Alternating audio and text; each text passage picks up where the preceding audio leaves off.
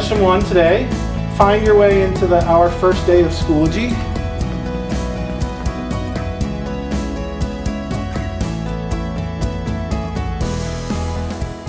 At Putnam Northern Westchester BOCES, we've had a history of working with local districts to create innovative services. So when the Learning Technology Grant was posted and the new guidelines updated for this year's grant, we saw a real natural fit to work with our local districts and other organizations in the area to create a blended learning experience for students and teachers across the regions. So today's work is the beginning of curriculum design. On day 1, we actually explored culturally responsive practices a bit, and in the online segment you explored social and emotional learning, which are 2 big goals of the grant. And so we'll touch back to those goals and those areas and those content areas as we continue to design. When I heard your emphasis was to maximize the experiences from the OC21 program to a broader scale, also the focus on the issues of equity, social emotional learning, culturally responsive and sustaining, and the use of technology for innovative blended learning practices. Those were the goals that I saw you had outlined for the grant. To what would it be like to help a group of high school teachers to create their own original blended learning course that they want to teach in their school? And that was a natural extension of interest. This grant has given us a chance to go beyond the just equity access. That's right. It's more about designing curriculum that builds in opportunities for every student to learn. I thought this was kind of cool. When Matt wrote that I don't want to design the futures of all my students, I want to give them the opportunity for them to design their futures. Like, that was really kind of cool. Yeah. So it's really giving students autonomy or freedom over creating their own future, but at the same time giving them support. Right. Creating an environment that allows them to be able to make the good decisions that you want them to make, but not making it just assuming that they're going to do exactly what you want them to do. So maybe one of the key attributes in order for our students to be prepared for the future is giving them the supports they need. One of the reasons why I decided to participate in the Learning Technology Grant was that I was an online learner for all of my master's education. Although I have my bachelor's and I was actually a lawyer for many years, when I decided to go back to school for teaching, I did a complete online program. And for me, that was a really interesting way to learn. It was kind of a new way to learn. And I think that giving our students the opportunity to do that is really a skill that we are going to arm them with for the future.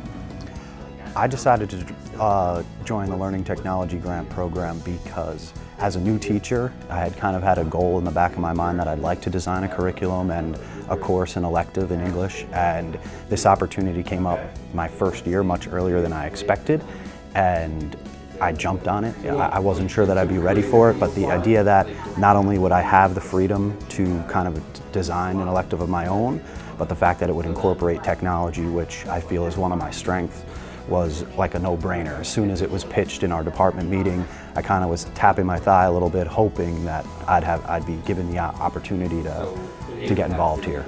So I decided to do the Learning Technology Grant because I had been doing some work with individualized learning, as well as looking at how I could really differentiate. And technologies just seemed to be the way to access the most students and use these tools to really get more students doing more types of work.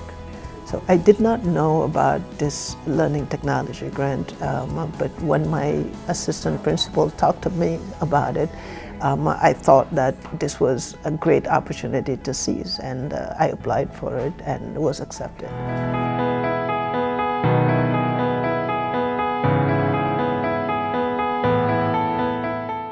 For me, the most impactful piece of learning has been the collaboration with other teachers. I've never designed a curriculum before. I've always taught courses that had curriculum already built in. And I've done backwards design from units from the standards, but actually creating the standards for myself and seeing how I wanted the course to flow has been insanely valuable.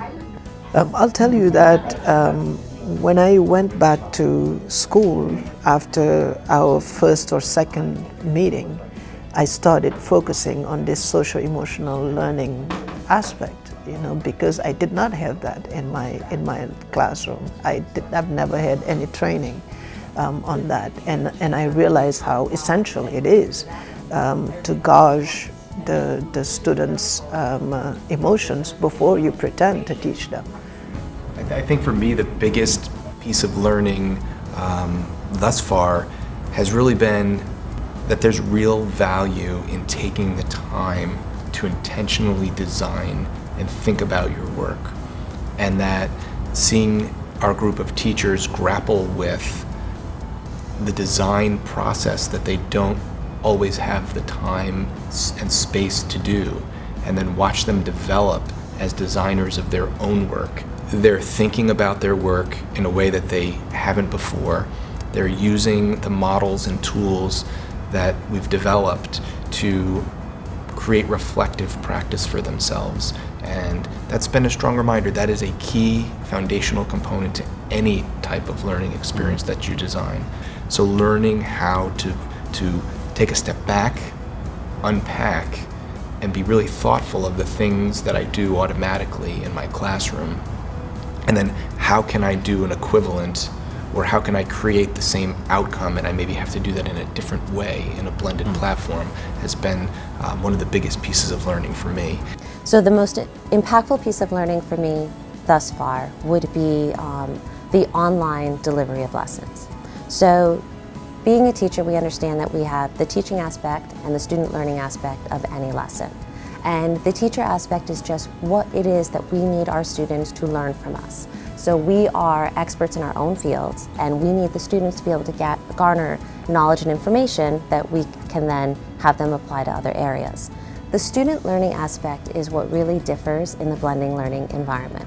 So in a traditional classroom, you can assess if a student gets it by give me a thumbs up or give me a thumbs down, or just walking around and seeing how they're interacting with each other. But doing that in a blended learning environment, you may not be able to assess the objectives that you're hoping that they'll meet in the same way. What do I need them to demonstrate in order for me to know that they're learning what it is that I'm giving to them? And having done this, even though it's very preliminary still, I feel like that's just making me a much better educator, and I hope to then take that and apply it across my courses, not just in my blended learning classes. For me, there's also multiple things that I've learned, but I guess the first one I'll speak to is my deepened understanding of blended instruction. Sure. Because the OC21 program was much more online, and this group is having to blend much more face-to-face and online. So through Randy's work, and even through listening to the teachers figure out the best ways to blend given the schedules they have, has helped me to better understand what it means to truly blend, so that kids are sometimes learning in the classroom face-to-face, but they're sometimes learning online, and not just doing assignments online. So for me, that's been a big shift. And then also the collaboration that we've done since November in kind of sharing the way we look at instruction and the frameworks we use unconsciously for designing instruction, and how we're making those more explicit now for students, and the way in which Randy characterizes a good quality lesson, my layering on my understanding of a good quality lesson. So it's sort of been this back and forth where I'm better understanding my own thinking, but also it's being pushed by Randy's thinking. So, I mean, a huge piece of this is my learning has been through the collaboration of the two of us for designing the professional development. That's been big.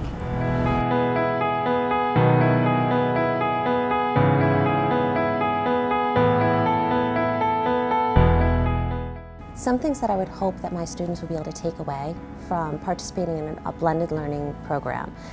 First, I really want my students to be autonomous learners. And that's something that any teacher strives for, but in a traditional classroom, sometimes we guide them a little bit more than they necessarily need. And through a blended learning program, our students are really taking responsibility for their own learning. And this then applies to another principle that I think is so important, is that our students will take an online course somewhere, somehow within their life. Whether it is completely an online course, whether it's a blended learning course, whether it's something for credit, whether it's something just a training for work, our students will be exposed to how do you participate in this type of environment. And for me as an educator, I'm always trying to prepare my students not just for today, but for tomorrow. I know that they will have a different experience from the traditional learning experience. And I know that my focus in this is to respond, is to meet the students' needs.